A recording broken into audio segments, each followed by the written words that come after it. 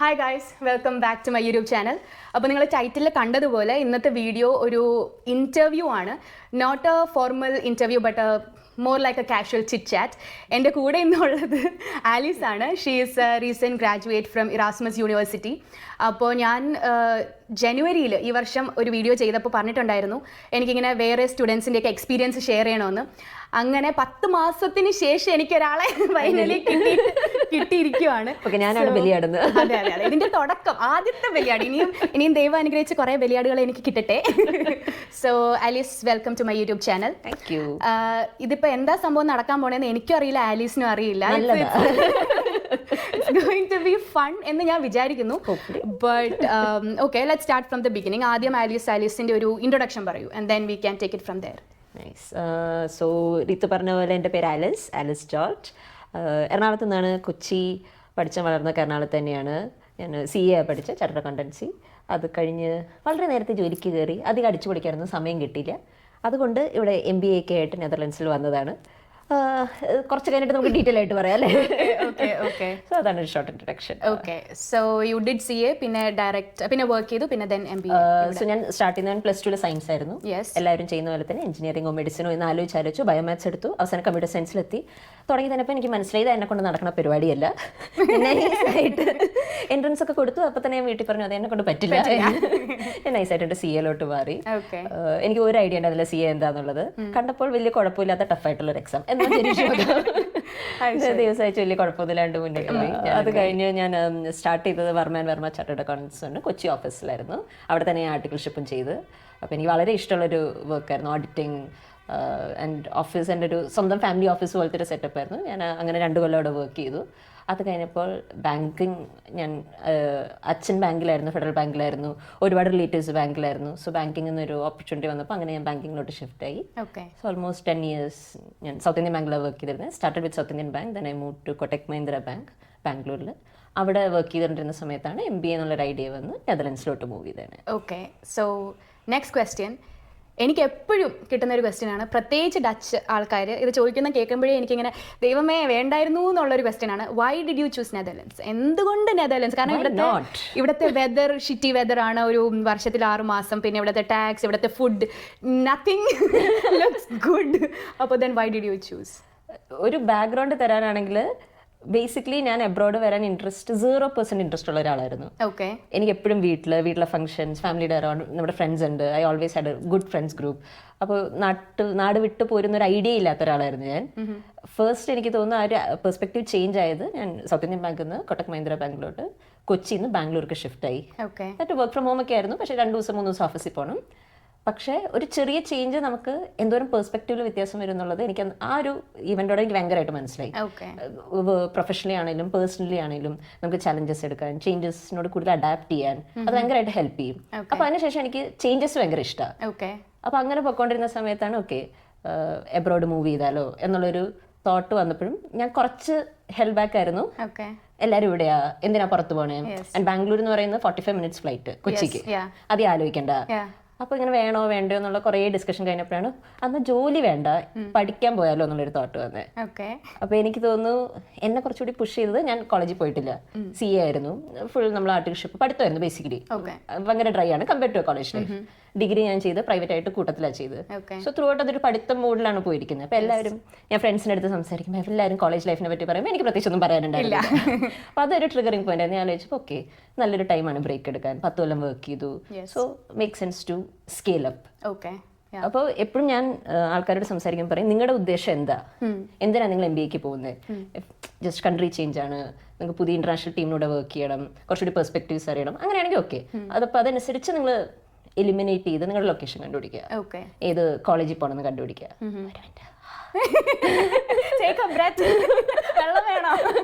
സംസാരിച്ചില്ല, അതത്ര സീരിയസ് ആയിട്ടുള്ള കാര്യങ്ങളല്ലേ പറയുന്നത്.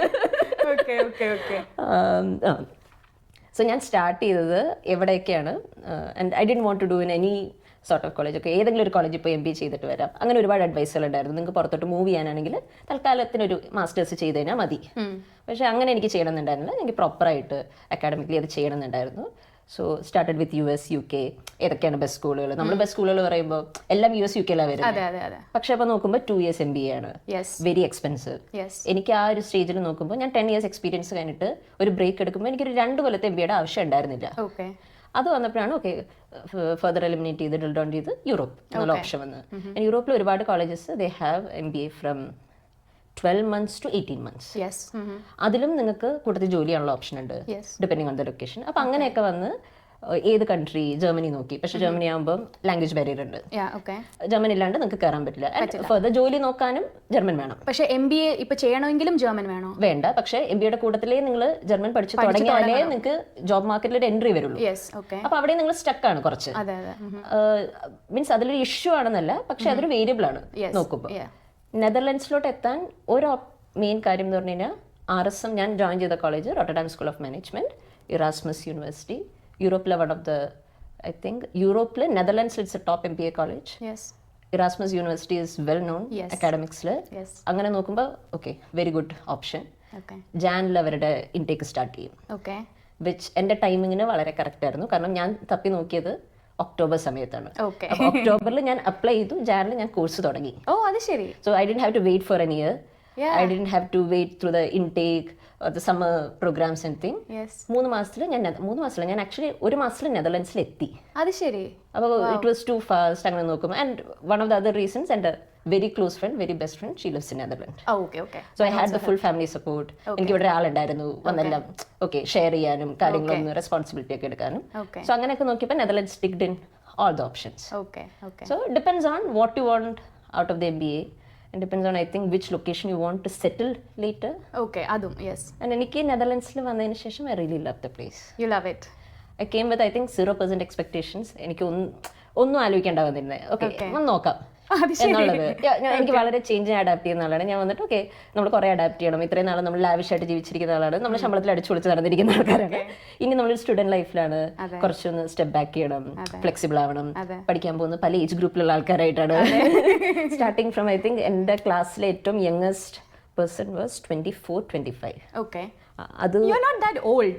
I'm not that old, but still you should have the mental bandwidth to have fun. അല്ലെങ്കിൽ ആ ഒരു ലേറ്റ് നൈറ്റ്സ് ആ ഒരു പ്രശ്നമൊന്നുമല്ല. അതിലൊരു ഞാൻ എനിക്ക് തോന്നുന്നു I am more energetic than A 24-year-old. I feel that എനിക്കത് തോന്നിയിട്ടുണ്ട്. But still you need that bandwidth at times. നിങ്ങൾ പ്രയോറിറ്റീസ് സെറ്റ് ചെയ്യണം. നമ്മൾ ആൾക്കാരോട് സംസാരിക്കുമ്പോൾ അതനുസരിച്ചിട്ട് സെയിം ടോപ്പിക്സ് ആയിരിക്കില്ല. അവർ ഡേറ്റിംഗ് ആപ്സിനെ പറ്റിയും ബംബിളിനെ പറ്റി പറയുമ്പോഴും നമുക്ക് ആ ഒരു ഇതിൽ കോൺവേഴ്സ് ചെയ്യാനായിട്ട് നമുക്ക് പറ്റണം. അത് ഞാൻ റെഡി, അത് മാത്രമാണ് ഞാൻ റെഡി ആയിട്ട് വന്നത്. നെതർലൻഡ്സിലോട്ട് വരുമ്പോഴേക്കും ഓക്കെ ഞാൻ കുറച്ചും കൂടി എന്ത് വേണേലും ചേഞ്ച് അഡാപ്റ്റ് ചെയ്യാനായിട്ട് റെഡി ആയിരിക്കണം എന്നുള്ള രീതിയിലാണ് ഞാൻ വന്നത്. അതാണ് ആകെ ഞാൻ ചെയ്ത ചെക്ക് ലിസ്റ്റ് ആൻഡ് പ്രിപ്പറേഷൻ.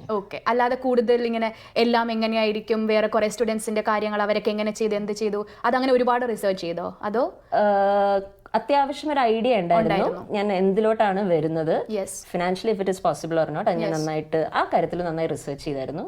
ഞാൻ എല്ലാം ലോൺ വെച്ചാണ് ഫണ്ട് ചെയ്തിരിക്കുന്നത്. I took a big risk in that way. ഒരു HDFC ക്രെഡില എന്ന് പറയുന്ന ഒരു എഡ്യൂക്കേഷൻ ഇൻസ്റ്റിറ്റ്യൂഷൻ്റെ കയ്യിലാണ് ലോൺ എടുത്തിരിക്കുന്നത്. Since RSM was well known, loan എടുക്കാൻ ഇഷ്യൂ ഉണ്ടായില്ല.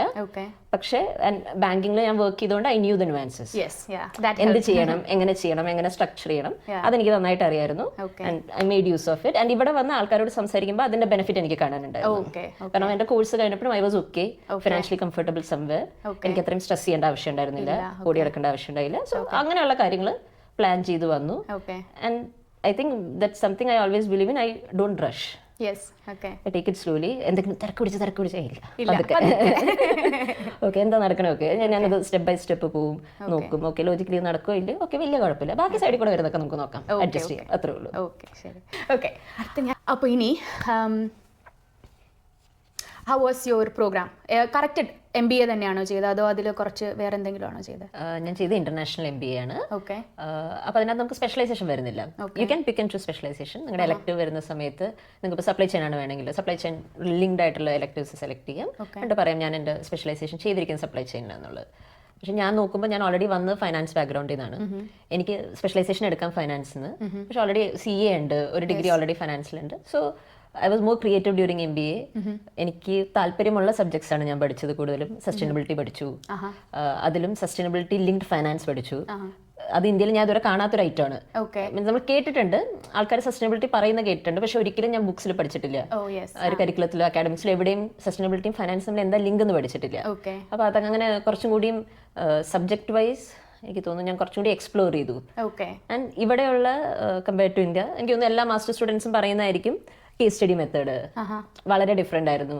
നമ്മൾ എങ്ങനെ കാര്യങ്ങൾ അപ്രോച്ച് ചെയ്യുന്നത്, ടീമായിട്ട് എങ്ങനെ വർക്ക് ചെയ്യുന്നത്, അതും ഇന്റർനാഷണൽ ടീമായിട്ട് എങ്ങനെ വർക്ക് ചെയ്യുന്നത്. നമ്മൾ ഇന്ത്യയിൽ ഓൾറെഡി വർക്ക് ചെയ്താണ് ഞാൻ 10 കൊല്ലം, പക്ഷേ ആ ഒരു എക്സ്പീരിയൻസും ഇവിടുത്തെ വർക്കിംഗ് കൾച്ചറും തമ്മിൽ നല്ല വ്യത്യാസമുണ്ട്. അത് നമ്മൾ ഒരാളോട് സംസാരിക്കുമ്പോൾ തന്നെ എങ്ങനെ ഗ്രീറ്റ് ചെയ്യുന്നത്, വെരി വാം. നമ്മൾ സംസാരിക്കുമ്പോൾ തന്നെ ഒരു സ്മൈൽ ആയിട്ടാണ് വർത്താനം പറയുന്നത്. അങ്ങനെ ഹൗ ആർ യു ചോദിച്ചു കഴിഞ്ഞാൽ they want to know how are you. അത് that was a cultural shock for me. Small talk ഒന്നുമല്ല, സ്മോൾ ടോക്ക് എന്നല്ല, അവരുടെ ഉദ്ദേശം പാരയിലെല്ലാം അറിയണം. നമ്മൾ പറയുമ്പോഴേക്കും I'm fine thank you, നമ്മൾ അതാണല്ലോ പഠിച്ചിരിക്കുന്നത്, അതല്ല ഇംഗ്ലീഷിൽ പഠിപ്പിക്കേണ്ടത്. അപ്പോൾ അങ്ങനെയുള്ള കാര്യങ്ങൾ നമ്മൾ അതും ഓരോ റീജിയണിൽ നിന്ന് വരുന്ന ആൾക്കാരായിട്ട് നമ്മൾ എങ്ങനെയാണ് സംസാരിക്കുന്നത്. ഇപ്പോൾ ഏഷ്യൻ കൺട്രീസ് എന്നുള്ള അവരുടെ രീതികൾ very similar to Indians.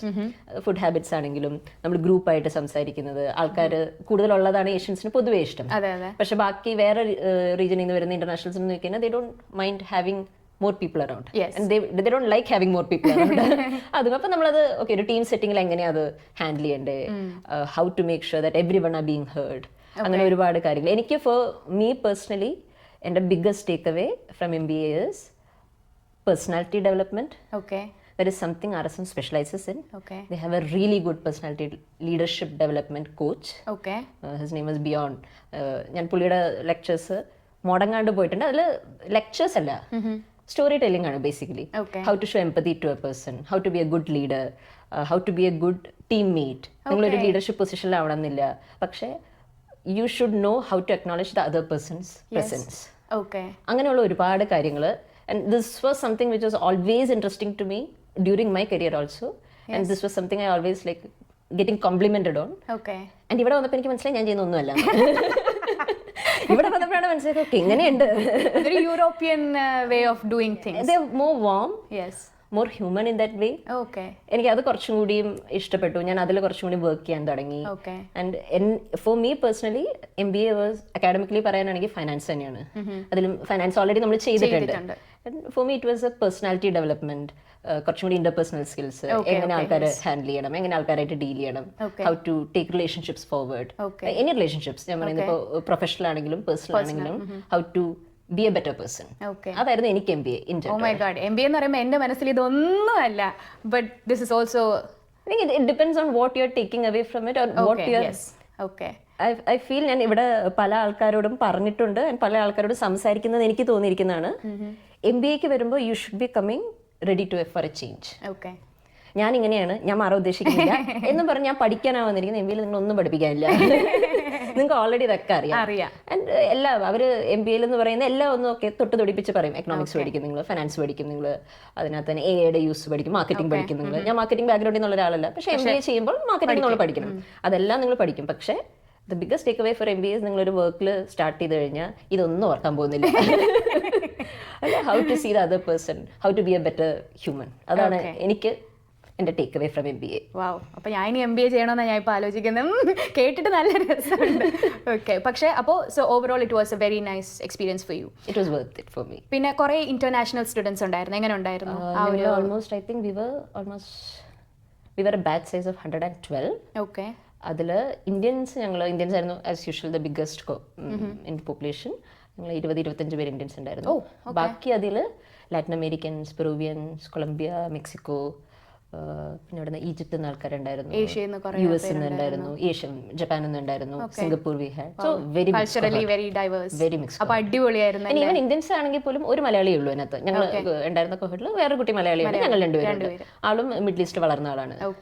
So ബാക്കി ഇന്ത്യൻ സ്പേസ് തന്നെ അതൊരു കൾച്ചറലി ഡൈവേഴ്സ് ആയിരുന്നു. അതെപ്പോഴും നമുക്ക് അങ്ങനെയാണ്. As usual North Indian versus South Indian നമ്മുടെ യൂഷ്വൽ പരിപാടികൾ realisation, but it was fun.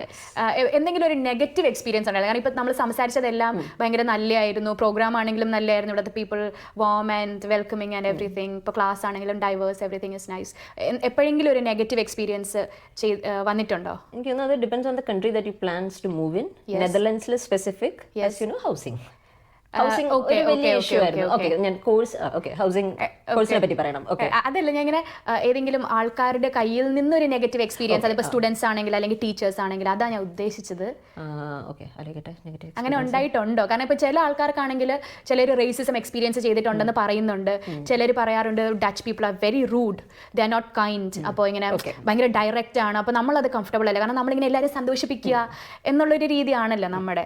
അപ്പോൾ അങ്ങനെ ഒരു എക്സ്പീരിയൻസ് ഉണ്ടായിട്ടുണ്ടോ ഡച്ച് ആൾക്കാരുടെ കയ്യിൽ നിന്ന്? വളരെ കറക്റ്റ് ആണ്. Dutch people are very direct. Rude എന്ന് ഞാൻ പറയില്ല. ഓക്കെ, പക്ഷെ it helps at some way. എനിക്ക് മേ ബി സ്റ്റാർട്ട് ചെയ്തപ്പോൾ അത്രയും ടച്ച് ഇന്ററാക്ഷൻസ് കുറവായിരുന്നു. കാരണം ക്ലാസ്സിലാകെ ഒരാളെ ഡച്ച് ഉണ്ടായിരുന്നുള്ളൂ. അതും ആള് UK പഠിച്ച ആളായിരുന്നു. So like the culturally she was very different or more progressive in that way.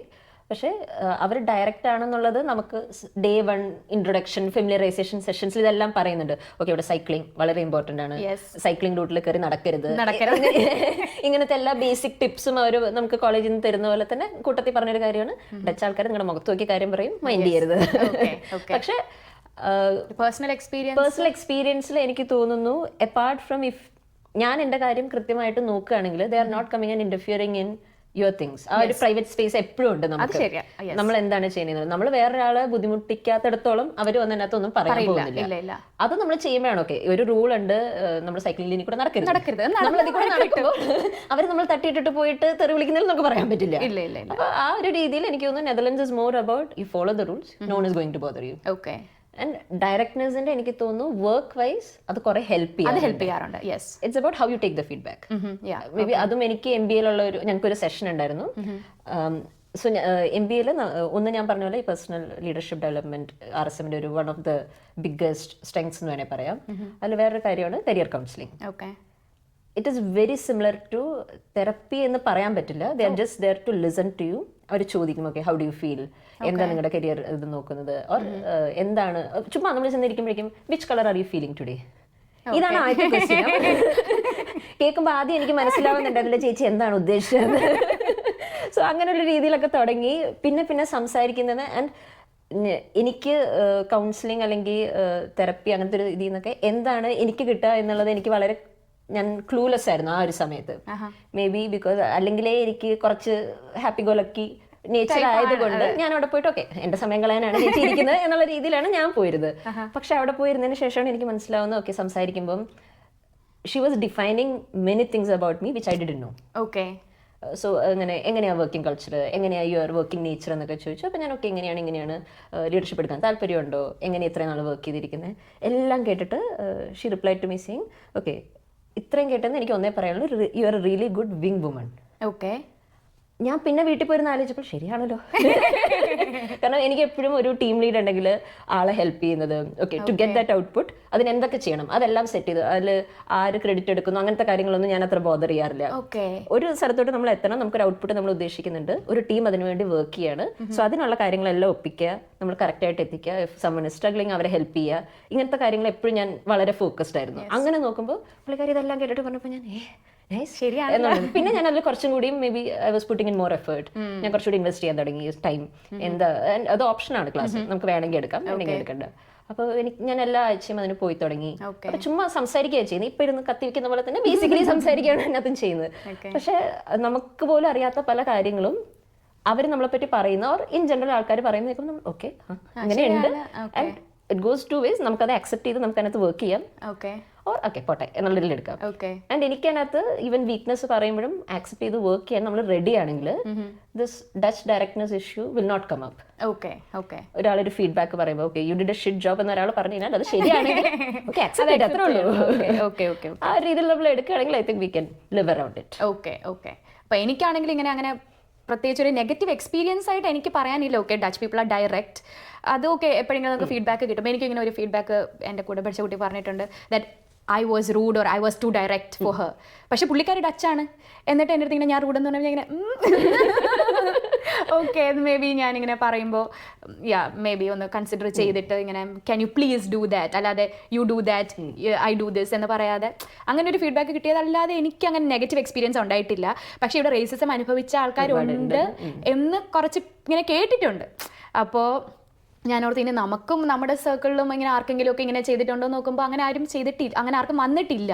So I thought okay let me ask you, but you also didn't I never experienced any experience racism anything like issues, that. but Okay. Fun moments of course അതെല്ലാം നടക്കുന്നതാണ്. that is അല്ലാതെ different. ഇല്ല, from Netherlands ആസ്പെക്ടിൽ ഇല്ല അങ്ങനെ എനിക്കൊരു negative ഒരു bad experience ഇതുവരെ ഉണ്ടായിട്ടില്ല. Okay okay, that's very good. നമ്മളിങ്ങനെ എല്ലാം പറയുമ്പോൾ എല്ലാം നല്ലതാണെന്ന് പറയുമ്പോൾ എനിക്ക് ചില ആൾക്കാർ ചോദിക്കും നിങ്ങൾക്ക് ഒരു ബാഡ് എക്സ്പീരിയൻസ് ഉണ്ടായിട്ടില്ലേ, ദൈവം അനുഗ്രഹിച്ച് ഇതുവരെ ഉണ്ടായിട്ടില്ല. വേണമെങ്കിൽ ഒരു ബാഡ് എക്സ്പീരിയൻസ് എന്ന് പറയാൻ പറ്റുന്നത്, അത് ബാഡ് എന്ന് പറയാൻ പറ്റില്ല, എന്റെ സ്വഭാവത്തിന്റെ പ്രശ്നമായിരിക്കും. ഞാൻ വന്ന സമയത്ത് ട്രാമിന്റെ പുറകെ ബസ്സിന്റെ പുറകെ മോഡലായിരുന്നു എന്റെ മെയിൻ പണി. ഓ അത് ശരി. ബിക്കോസ് ഇപ്പൊ 11:24 ബസ് എന്ന് പറഞ്ഞു കഴിഞ്ഞാൽ 11:24 ബസ് എവിടെ ഉണ്ടാവും, 11:23 ഉണ്ടാവും. നമ്മൾ ഓടിച്ചെന്ന് അയ്യോ എന്ന് പറഞ്ഞിട്ട് നമ്മൾ നാട്ടിലൊക്കെ ആണെങ്കിൽ എന്താ ചേട്ടാ എന്നെ കൂടെ കേട്ടോന്ന് പറഞ്ഞാൽ അവർ കേട്ടില്ല, ഇവര് വാല് പോലും തുറക്കില്ല.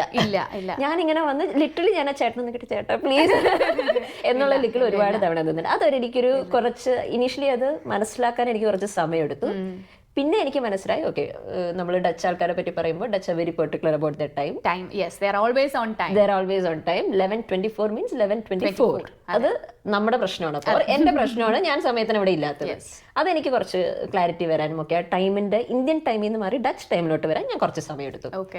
But yes I think it's a very good quality to having your skills. Yes punctuality time ഒക്കെ കറക്റ്റായിട്ട് കീപ്പ് ചെയ്യുക. ഓക്കെ, പിന്നെ ഇപ്പോൾ നേരത്തെ പറഞ്ഞില്ലേ ഒരു ഹൗസിംഗ് ഒരു പ്രശ്നമായിട്ടുണ്ടെന്ന്. ഇപ്പോൾ ഞാനും എല്ലാവരുടെ അടുത്തും എൻ്റെ അടുത്ത് ചോദിക്കുമ്പോൾ എപ്പോഴും പറയുന്നത് നിങ്ങൾ വരുമ്പോൾ ഇവിടെ ഒരു അക്കോമഡേഷൻ റെഡി ആക്കി ഉണ്ടെങ്കിൽ മാത്രം വരിക, ഇല്ലെങ്കിൽ ഇവിടെ ഭയങ്കര പ്രത്യേകിച്ച് ഇവിടെ ആരും അറിയത്തും കൂടെ ഇല്ലെങ്കിൽ you are going to struggle അല്ലേ. ഇപ്പോൾ നമുക്കിപ്പോൾ ആരും അറിയില്ല, ഇവിടെ ഒരു കമ്മ്യൂണിറ്റി ഉണ്ടെങ്കിലും not every one is going to help you. അപ്പോൾ നമ്മൾ ട്രൈ ചെയ്താലും it will be very very hard to find accommodation. How did you manage? അപ്പോൾ വരുന്നതിന് മുന്നേ അക്കോമഡേഷൻ ഇവിടെ റോട്ടർഡാമിൽ സെറ്റ് ചെയ്തോ, because your university is in Rotterdam. So what did you do? ഞാൻ വന്ന കഥ ആക്ച്വലി കുറച്ച് അതിൽ ട്വിസ്റ്റാണ്. ഞാൻ ഈ പറഞ്ഞ പോലെ ഞാൻ ഇപ്പോൾ ഫോർ എക്സാമ്പിൾ MBA ഒരു സ്റ്റാർട്ടിങ് ജേർണി പറയുകയാണെങ്കിൽ GMAT ആണ് പൊതുവെ എല്ലാവരും പോകുന്ന ഒരു സ്റ്റാർട്ടിങ് ജേർണി. MBA എൻട്രൻസിന് വേണ്ടിയിട്ട് GMATൽ ബെസ്റ്റ് സ്കോർ എടുക്കുക, 700+ എന്ന് പറയുന്നത് ബെസ്റ്റ് സ്കോറാണ്. അങ്ങനെ നോക്കുമ്പോൾ ഞാൻ എനിക്ക് തോന്നുന്നു ഒരു മാർച്ച് സമയത്തൊക്കെ ഓക്കെ MBA ചെയ്യാം എന്നുള്ളതിൽ GMAT എഴുതാൻ തുടങ്ങി. GMATനുള്ള ക്ലാസ് അറ്റൻഡ് ചെയ്യാൻ തുടങ്ങി. അപ്പോൾ കുറച്ച് ഓക്കെ എൻ്റെ വീട്ടിൽ എൻ്റെ പേരൻസിന് കുറച്ച് ഹെൽത്ത് ഇഷ്യൂസ് ഒക്കെ വന്ന കാരണം I had to go back to Kochi.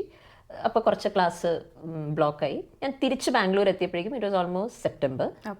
ഞാൻ ക്ലാസ് സ്റ്റാർട്ട് ചെയ്തു. ആൻഡ് GMATൽ ആസ് യൂഷ്വൽ നമുക്ക് ഞാൻ പഠിക്കാനിരിക്കുന്നത് 10 കൊല്ലം കഴിഞ്ഞിട്ടാണ്. രാവിലെ ഓഫീസ് പോയി വൈകുന്നേരം ഓക്കെ എല്ലാം കഴിഞ്ഞൊന്ന് സെറ്റിലായി രാത്രി 9 മണിക്കാണ് പഠിക്കാനിരിക്കുന്നത്. എന്നെ കൊണ്ട് നടക്കുന്നുണ്ടായിരുന്നില്ല. ഞാൻ എൻ്റെ ഒരു ലല്ലൊക്കെ പാടി സാമ്പട്ടിൽ പതുക്കെ ഓക്കെ അടുത്ത ഓഗസ്റ്റിനാണല്ലോ സമയമുണ്ടല്ലോ എന്നുള്ളതിലായിരുന്നു. അപ്പോൾ പിന്നെ കുറച്ച് ഓക്കെ ഇല്ല ഇനി നമ്മളൊന്ന് സ്പീഡായിട്ടൊന്ന് നോക്കണം, GMAT ആദ്യം എഴുതി നോക്കാം എന്നുള്ളതിലൊക്കെ തുടങ്ങിയപ്പോൾ ആ ഒരു സമയം ഓക്കെ ആപ്ലിക്കേഷൻസ് ഒക്കെ ഇട്ട് നോക്കാം എന്നുള്ളതൊക്കെ നോക്കിയപ്പോൾ ആ ഒരു സമയത്ത് ഓപ്പൺ ആയിട്ടുള്ള കോളേജസിൽ ആകെ ഉണ്ടായിരുന്ന റോട്ടർഡാം സ്കൂൾ ഓഫ് മാനേജ്മെന്റ് ആയിരുന്നു. കാരണം അവരുടെ ഇൻടേക്ക് ജാനിലായതുകൊണ്ട് ബാക്കി എല്ലാം ഓഗസ്റ്റാണ് സ്റ്റാർട്ട് ചെയ്യുന്നത്, ഇവരുടെ മാത്രം ഓപ്പൺ ആയിരുന്നു. അപ്പോൾ അങ്ങനെ നോക്കിയപ്പോൾ ഞങ്ങളിങ്ങനെ അതിനകത്ത് ഫെർദർ റിസർച്ച് ചെയ്തപ്പോഴാണ് മനസ്സിലായത് GMAT ആവശ്യമില്ല. If you have a sufficient years of experience, I think 5 or 6, not sure, ഇത്രയും കൊല്ലത്തെ എക്സ്പീരിയൻസ് ഉണ്ടെങ്കിൽ നിങ്ങൾ GMAT എഴുതണ്ട. കാരണം ഓക്കെ നിങ്ങൾക്ക് ബേസിക്കൽ ടെക്നിക്കൽ സ്കിൽസ് ഉണ്ടെന്ന് നിങ്ങൾക്ക് മനസ്സിലായി, നിങ്ങൾ പകരം വേറൊരു ടെസ്റ്റ് എഴുതിയാൽ മതി എന്ന് പറഞ്ഞിട്ട് ബിസിനസ് ആപ്റ്റിറ്റ്യൂഡ് ടെസ്റ്റ് BAT എന്ന് പറയും. അത് കോളേജ് സ്പെസിഫിക് ആണ്. GMATൽ നിങ്ങൾക്ക് ഒരു സ്കോർ കിട്ടിയാൽ ഏത് കോളേജിൽ അപ്ലൈ ചെയ്യാം. ഈ ഒരു സ്കോർ എന്ന് പറഞ്ഞാൽ എനിക്ക് സ്കോർ കാണില്ല, കോളേജിൽ നിന്ന് അവർക്ക് കാണാൻ പറ്റും, അവർ ഓക്കെ ആണെങ്കിൽ അതിലെടുക്കും. അപ്പം ഞാൻ ഓക്കെ ഒരു ട്രയൽ എന്ന രീതിയിൽ ഓക്കെ എന്തായാലും നമ്മൾ തുടങ്ങി, അടുത്ത കൊല്ലത്തിനാണ് നമ്മൾ അഡ്മിഷൻസ് നോക്കുന്നത്, എന്നാലും നോക്കാം എന്നുള്ള രീതിയിൽ ഞാൻ BAT ടെസ്റ്റ് എഴുതി. ഓൾറെഡി GMATന്റെ ക്ലാസ്സിന് പോകുന്ന കാരണം കുഴപ്പമുണ്ടായില്ല, കംഫർട്ടബിൾ ആയിരുന്നു. എൻ്റെ അത് ഗ്രേഡ് അറിയില്ല, പക്ഷെ എന്നാൽ പോലും വലിയ കുഴപ്പമില്ലാണ്ട് അത് പാസ്സായിട്ടുണ്ടെന്ന് എനിക്കറിയാം. അപ്പം അങ്ങനെ നോക്കിയപ്പോൾ ഓക്കെ RSM പിന്നെയും മുന്നോട്ട് പോയി, ആപ്ലിക്കേഷൻസ് ഒക്കെ വരെ അക്സെപ്റ്റ് ചെയ്തു. അത് എനിക്ക് തോന്നുന്നു വളരെ ബേസിക് ആയിട്ട് അല്ലെങ്കിൽ ആദ്യമായിട്ട് തനിയെ റിസർച്ച് ചെയ്ത് ഇട്ടൊരു ആപ്ലിക്കേഷനാണ്. അപ്പോൾ റിജക്റ്റ് ആവാൻ വേണ്ടി ഇട്ടൊരു ആപ്ലിക്കേഷൻ ആയിരുന്നു. അപ്പോൾ ഓക്കെ വലിയ കുഴപ്പമുണ്ടായില്ല. കോൾസ് വന്നു, ഇൻ്റർവ്യൂ കഴിഞ്ഞു. ആൻഡ് ഒക്ടോബർ എൻഡിൽ എനിക്ക് അഡ്മിഷൻ ലെറ്റർ വന്നു ഫ്രം RSM. ആ സമയത്ത് ഞാൻ എൻ്റെ ഓഫീസിൽ ആർക്കും ഒരു ഐഡിയ ഇല്ല. നമ്മൾ അടുത്ത കൊല്ലത്തെ വർക്കൊക്കെ പ്ലാൻ ചെയ്തുകൊണ്ടിരിക്കുന്നു, ക്വാർട്ടർലി വർക്ക്സ് ഒക്കെ പ്ലാനിങ് നടക്കുന്നു. പക്ഷേ തുടങ്ങിക്കഴിഞ്ഞപ്പോൾ ഓക്കെ എന്തായാലും നമ്മൾ ഇതിന് മുന്നോട്ട് പോയില്ല. അപ്പോഴും അഗെയിൻ ഡിസ്കഷൻ ഇതായിരുന്നു, ഇപ്പം ചെയ്യണോ അതോ should you wait for a better college. അതും ഇങ്ങനെ കുറച്ച് നോക്കി. പിന്നെ നോക്കുമ്പോൾ 9 മാസം doesn't make a difference. Better college എന്ന് പറയുമ്പോൾ ഓക്കെ കോസ്റ്റ് കൂടാണ്, എനിക്ക് കിട്ടുന്ന ഔട്ട്പുട്ട് ഏത് കൺട്രി എന്നൊക്കെ വെച്ച് നോക്കുമ്പോൾ ഐ പ്രിഫർ നെതർലൻഡ്. നവംബറിൽ ഞാൻ ഓഫീസിൽ പേപ്പർ ഇട്ടു, ഡിസംബറിൽ പെട്ടി പാക്ക് ചെയ്ത് തുണി മാത്രം, വേറെ ഒരു വേറെ കാര്യമായിട്ട് ഒരു റിസർച്ചും ചെയ്തിട്ടില്ല. ബിക്കോസ് ഫ്രണ്ട് ഉണ്ടായിരുന്നു, അവളിവിടെ ഉള്ളത് കൊണ്ട് ഞാൻ ഒരു കാര്യം നോക്കേണ്ടി വന്നിട്ടില്ല. ആൻഡ് ആളിവിടെ 4 കൊല്ലമായിട്ട് ഇവിടെ വർക്ക് ചെയ്യാണ്. അവരുടെ വീടുണ്ടായിരുന്നു, എനിക്ക് അതിനകത്തൊരു മുറി ഉണ്ടായിരുന്നു. പെട്ടിയായിട്ട് കൂടെ very very close, one of my best friends. അപ്പോൾ അങ്ങനെ ഞങ്ങള് അത് കാരണം വീടിന്റെ ഇഷ്യൂ എനിക്ക് ഇനീഷ്യലി ഉണ്ടായില്ല. പക്ഷെ ആള് താമസിക്കുന്നത് യൂട്രക്റ്റിലായിരുന്നു, സ്കൂൾ റോട്ടർഡാമില്. Daily door to door 1 way 1.5 hours travel ഉണ്ട്. ആൻഡ് രാത്രി തെണ്ടി നടക്കുന്ന ഞാൻ, രാവിലെ കിടന്നുറങ്ങുന്ന എനിക്ക്, രാവിലെ 7 മണിക്ക് എണീറ്റ് സ്കൂളിലോട്ട് വരിക എന്നുള്ളതൊക്കെ കുറച്ച് ഇതായിരുന്നു. പക്ഷെ ഓക്കെ, അത് റെഡി ആയിട്ടാണ് ഞാൻ എന്നെ തന്നെ പറഞ്ഞു പഠിപ്പിച്ച് വെച്ചിട്ടാണ് ഞാൻ ഇന്ത്യയിൽ നിന്ന് വന്നത്. Okay, life is going to change, അതനുസരിച്ച് പിക്കപ്പ് എന്നുള്ളത്. അങ്ങനെ വന്നു. എനിക്ക് തോന്നുന്നു കുറച്ച് കഴിഞ്ഞപ്പോഴേക്കും ആ ഒരു ട്രാവലിംഗ് അത്ര ഇഷ്യൂ ഉണ്ടായിരുന്നില്ല എനിക്ക്. 1.5 hours രാവിലെ വരും, 7 മണിക്ക് ഇറങ്ങും. ആ സമയത്ത് വിന്ററാണ്, ജനലല്ലേ തുടങ്ങുന്നത്. അപ്പൊ ഇരുട്ടത്ത് ഇറങ്ങുന്നു വീട്ടിൽ നിന്ന്. കോളേജ് 4:30 കഴിയുന്നു. അവിടെ ലല്ലൊക്കെ പാടി എല്ലാവരോടൊക്കെ വർത്താനം പറഞ്ഞ് 8 മണി വരെയൊക്കെ ഒന്ന് കറങ്ങിത്തിരി നടന്ന് രാത്രിയാകുമ്പോൾ ഞാൻ തിരിച്ചു വരുമ്പോഴും ഇരുട്ടാണ്. അപ്പോൾ രാത്രിയാകുമ്പോൾ ചെല്ലുന്നു. പിന്നെ അവള് വീട്ടിലുണ്ട്. അപ്പോൾ അത് കാരണം ഞങ്ങളുടെ വർത്താനവും ചിറ്റാറ്റും ഒക്കെ കഴിഞ്ഞ് കിടന്നുറങ്ങുന്നത് രാവിലെ. അപ്പോൾ ഈ ഒരു റൊട്ടീനിലാണ് പൊയ്ക്കൊണ്ടിരുന്നത്. പിന്നെ പതുക്കെ എനിക്ക് മനസ്സിലായി വീട് തപ്പി തുടങ്ങിയില്ലെങ്കിൽ ഞാൻ അവിടെ നിന്ന് ഇറങ്ങില്ല എന്നുള്ളത്. അപ്പോൾ അതും ഞാൻ ആക്ച്വലി വന്നത് ഒരാഴ്ച അവിടെ നിൽക്കാം, എന്നിട്ട് വീട് നോക്കാം എന്നുള്ള പ്ലാനിലായിരുന്നു. പക്ഷെ വന്നപ്പോഴേക്കും ആക്ച്വലി വലിയ കംഫർട്ടബിൾ ആയിരുന്നു അവിടെ നിന്ന് പോയി വരാനൊക്കെ. അപ്പോൾ കുറച്ച് നാൾ കൂടി നിന്നു. അത് കഴിഞ്ഞ് വീട് നോക്കി തുടങ്ങിയപ്പോഴേക്കും മനസ്സിലായി ഇത് അത്ര എളുപ്പമുള്ള പരിപാടിയല്ല. പിന്നെ എനിക്ക് ഒരു ബാക്കപ്പ് ഉള്ളത് കൊണ്ട് കുഴപ്പമുണ്ടായിരുന്നില്ല. പക്ഷെ ഇറ്റ് ടുക്ക് മൈ ടൈം. നോക്കി സ്ഥലങ്ങളൊക്കെ ഒന്ന് കണ്ടുപിടിച്ച്, ഫേസ്ബുക്കിൽ ഇഷ്ടംപോലെ ഫ്രോഡ് കേസുകളുണ്ട്, ഒരുപാട് സ്കാംസ് ഉണ്ട്. അതെ, എല്ലാവർക്കും ലെറ്റർ അയക്കാം, മെയിൽ അയക്കാം, ഒരു ഇൻട്രൊഡക്ഷൻ ഒക്കെ ഉണ്ടാക്കി ഞാൻ എത്ര ഫണ്ണാണ്. എനിക്ക് ഏറ്റവും ഇഷ്ടമില്ലാത്ത സംഭവം അതാണ്. അതായത് I am the perfect roommate for you, ഞാൻ അങ്ങനെ ചെയ്യും, ഞാൻ ഇങ്ങനെ ചെയ്യാം, ഭയങ്കര ക്ലീൻ ആണ് എൻ്റെ മോനെ. ചിലര് എന്നിട്ട് പിന്നെ നമുക്ക് വീഡിയോ ഇന്റർവ്യൂ ഉണ്ട്, നമ്മൾ നേരത്തെ ചെന്നിട്ട് ഒരു ഓപ്പൺ ഡേ പോലെ ഉണ്ട്. ഞാൻ ഇങ്ങനെ അടിപൊളിയാണ്, ഞാൻ അതാണ്, ഞാൻ ഇതാണ്, ഇത് തന്നെ പറഞ്ഞ് മീൻസ് ഞാൻ തന്നെ എന്നെ പറ്റി ഒരു കഥയൊക്കെ ഉണ്ടാക്കി. ബട്ട് അതൊരു പ്രോസസ് ആയിരുന്നു, ഇല്ലെന്ന് ഞാൻ പറയില്ല. ജോലി കിട്ടുന്നതിനേക്കാളും കഷ്ടമാണ് വീട് തപ്പുന്നത്. കാരണം ഞാൻ എൻ്റെ കൂടെയുള്ള ഫ്രണ്ട്സും ഈ ഒരു പ്രോസസ് കൂടെ പോയത് കണ്ടതാണ്. It's not very easy to find housing. Time എടുക്കും. നമ്മൾ അതിനകത്ത് സ്ട്രഗിൾ ചെയ്യാൻ റെഡി ആയിട്ടും വരണം. ഞാൻ എന്നിട്ട് മൂവ് ചെയ്തത് 4 പേരുടെ ഷെയറിംഗ് ആയിട്ടുള്ള ഒരു റൂമിലാണ്, ഒരു വീട്ടിലാണ്. അതിനകത്ത് ബാക്കി 3 ചൈനീസ് പിള്ളേർ, ഞാൻ ഓൾറെഡി നമ്മുടെ സ്വന്തം പ്രൈവറ്റ് സ്പേസ്, നമ്മുടെ സ്വന്തം റൂം, ആ ഒരു സെറ്റപ്പിൽ നിന്ന് നമ്മൾ അതിലോട്ട് വരുമ്പോൾ ഷെയർഡ് വാഷ്റൂംസ് അതിലോട്ടൊക്കെ വരുമ്പോൾ കുറച്ചൊന്ന് we have to keep an open mind. ഒക്കെ സമയമെടുക്കും, നമ്മളിപ്പോൾ ഒരു സ്റ്റുഡൻ്റ് ആണ് എന്നുള്ളതൊക്കെ. ആൻഡ് ഇതൊന്നും പൈസേൻ്റെതൊക്കെ ചെയ്യാം, ഇതൊന്നും ഇല്ലാണ്ട് ചെയ്യാം. പക്ഷേ ഡസൻറ്റ് മേക്ക് സെൻസ്. ഇവിടെ വന്നിട്ട് നമ്മളൊരു സ്റ്റുഡൻറ് എക്സ്പീരിയൻസിനാണ് വന്നിരിക്കുന്നത്. സോ ഗോ ത്രൂ ഇറ്റ്, അതിലെങ്ങനെയാണെന്നുള്ള മനസ്സിലാക്കുക. ഹൗസിങ് സമയമെടുക്കും. സോ സമാധാനമായിട്ട് തിരക്ക് കൂട്ടാണ്ട് ആദ്യമേ കിട്ടുന്നതിൽ പോയി ചാടാണ്ട് സ്ഥലങ്ങളൊക്കെ ഒന്ന് കണ്ട്. ഓക്കെ, എനിക്ക് തോന്നുന്നു ഒരു 6 മാസം അല്ലല്ല ഒരു മാസം ടൈമിൽ എല്ലാ ദിവസവും എൻ്റെ പരിപാടി ഹൗസിങ് കാണാൻ പോലായിരുന്നു. അങ്ങനെ സ്ഥലങ്ങൾ ഇങ്ങനെ ഫേസ്ബുക്കിൽ സംസാരിച്ച് പോയി കാണും. ഓക്കെ ആണെങ്കിൽ മാത്രം അങ്ങനെ കണ്ടുപിടിച്ചായിരുന്നു. റോട്ടർഡാം സൗദിൽ ദൂരമായിരുന്നു കോളേജിൽ നിന്നതും 8 കിലോമീറ്റർ ഉണ്ടായിരുന്നു. പക്ഷെ ഞാൻ ഇവിടെ വന്നിട്ട് എനിക്ക് സൈക്ലിംഗ് പഠിച്ചിട്ട് ഞാൻ വളരെ എന്താ പറയുക എന്തൂസിയാസ്റ്റിക് ആയിട്ട് സൈക്ലിംഗ് ചെയ്തുകൊണ്ടിരുന്ന സമയമായിരുന്നു. അപ്പോൾ അത് കാരണം അങ്ങനെ അതെനിക്കൊരു പുതിയ എനർജി ആയിരുന്നു. അപ്പോൾ ആൾക്കാർ നോക്കുമ്പം ഇവിടെ പൊതുവേ പറയും 8 കിലോമീറ്റർ എന്നൊക്കെ പറയുമ്പോൾ ഭയങ്കര ദൂരമാണല്ലോ, നിങ്ങൾ എത്രയും ദൂരം എന്തിനാ പോയി താമസിക്കുന്ന, അടുത്ത് താമസിക്കാം. പക്ഷെ ആ ഒരു റേറ്റ് അനുസരിച്ച് നമ്മുടെ ബഡ്ജറ്റ് അങ്ങനെ കയറിപ്പോകും. അപ്പോൾ ആ ഒരു ഇതിലൊക്കെ നമുക്ക് കുറച്ചും കൂടി പ്ലാൻ ചെയ്ത് നമുക്ക് എല്ലാ കാര്യങ്ങളും സെറ്റ് ചെയ്യാൻ പറ്റുമെങ്കിൽ എനിക്ക് തോന്നുന്നു housing is fine, but takes time. Yes, okay.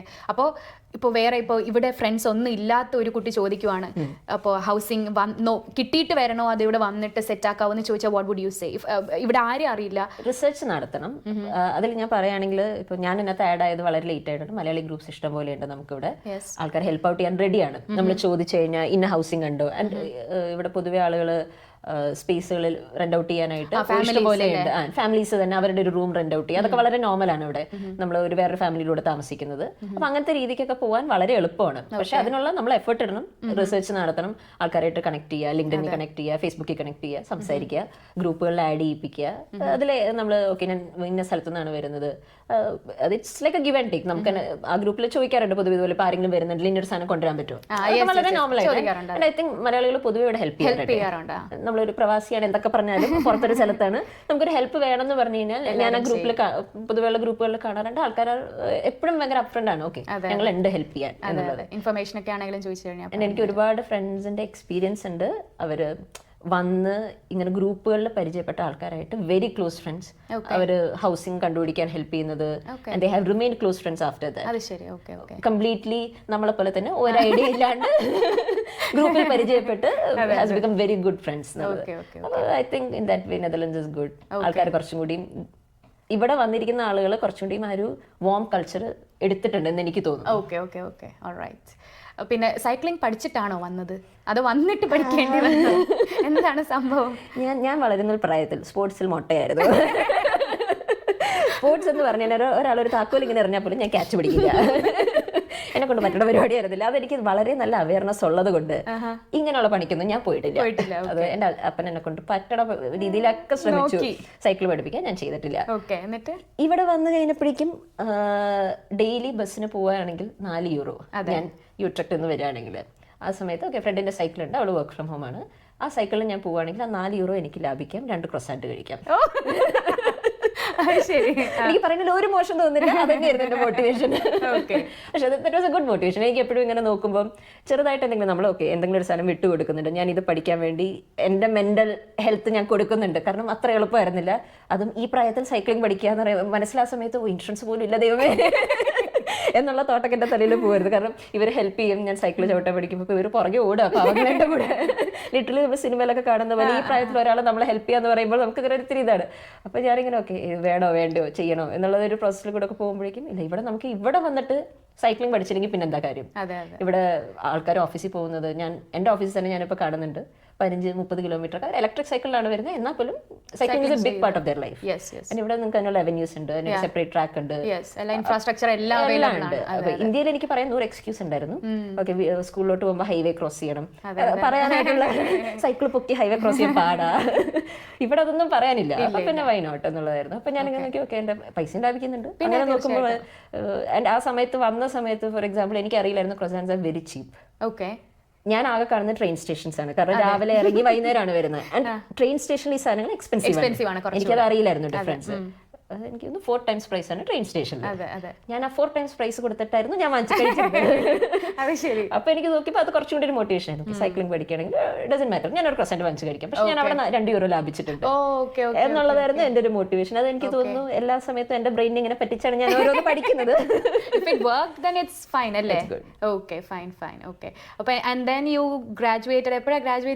March 2025 graduate ചെയ്തു. ഓക്കെ, ഗ്രാജുവേറ്റ് ചെയ്ത് എന്നിട്ട് അപ്പൊ തന്നെ ഒരു ജോബും കിട്ടി.